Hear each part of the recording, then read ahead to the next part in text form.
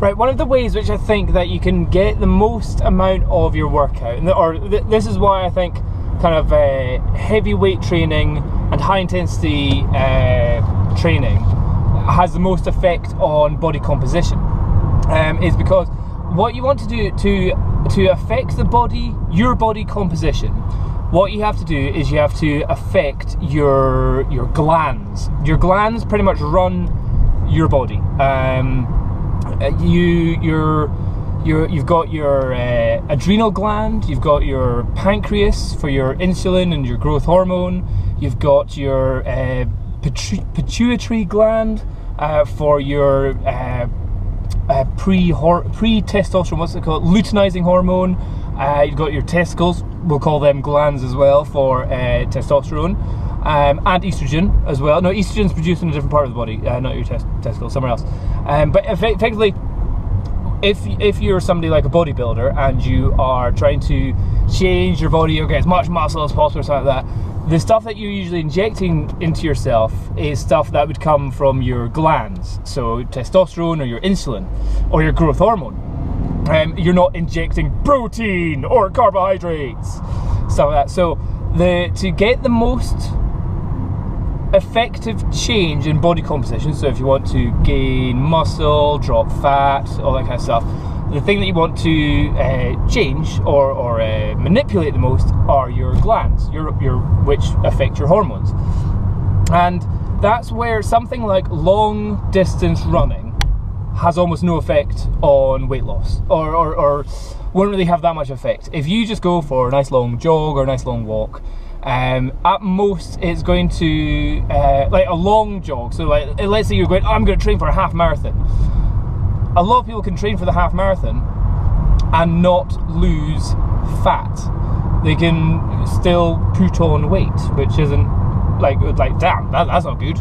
And the reason for that is because the body's kind of going, okay, we're jogging, okay, we're not so good, we need to get better.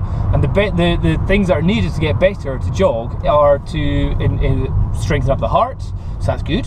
And also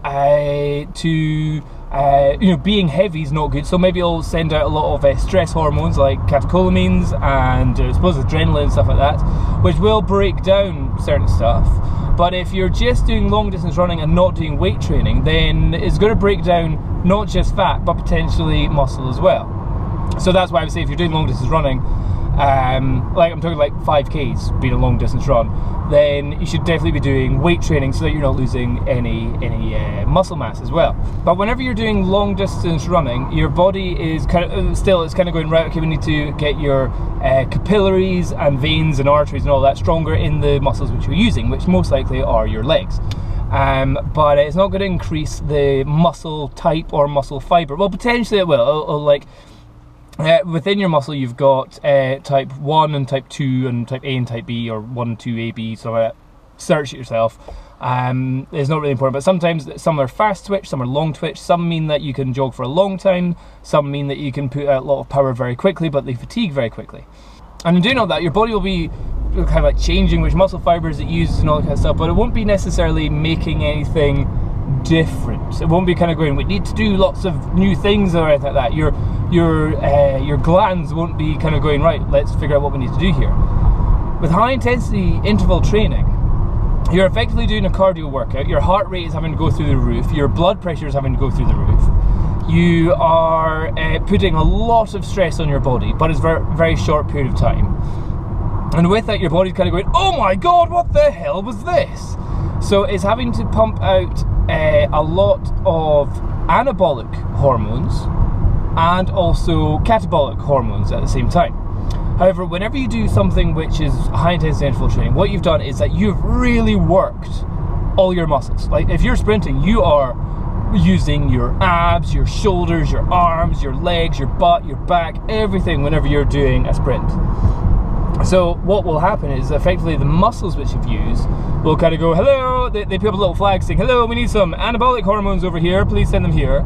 Meanwhile, all the bits which you didn't use, like your fat stores, because you pumped out so fast so quickly, your fat stores will be kind of going, hello, we've got a little flag here, come over here, catecholamines, catabolic hormones, come take us and turn us into energy. So that's when your body goes, right, okay, we'll send out all these hormones. So I would say never be worried of, oh, I'm being catabolic. It's like, fine, be catabolic, but make sure that the catabolic hormones are being sent to the right areas within your body. And by doing that, that's by doing either weight training, so that they're not sent to your muscles to, like, oh, we're not using these muscles, let's get rid of them. So what to do is I would say search up and look for information about the best ways to manipulate the reactions which your glands have within your body, what they are reactive to. For example, I still don't really know what, like, heavy weights maybe increases testosterone, fasting increases growth hormone, high intensity sauna action, so like high heat then cold shower, high heat cold shower increases growth hormone and an immune boosting hormone. I can't remember what it is. Something like that, but it makes you pump out more white blood cells and stuff like that.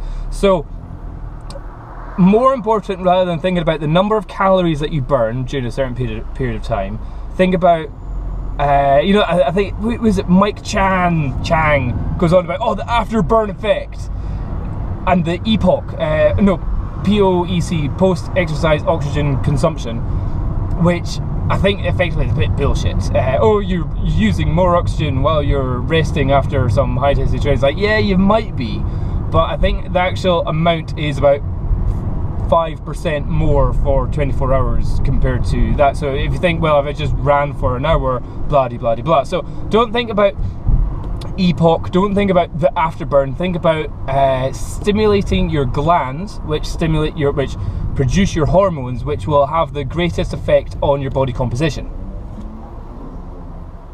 And I think that's probably why something like high interval cardio training may make you fitter, may make you have a stronger heart and stuff like that, but won't necessarily transfer to be able to do a long distance run. For example, a long distance run, you need to be able to have the ability to get rid of lactic acid within your legs and your muscle fibers within your calves and your legs and all that kind of stuff, and also just develop pain resistance as well to just like long distance running.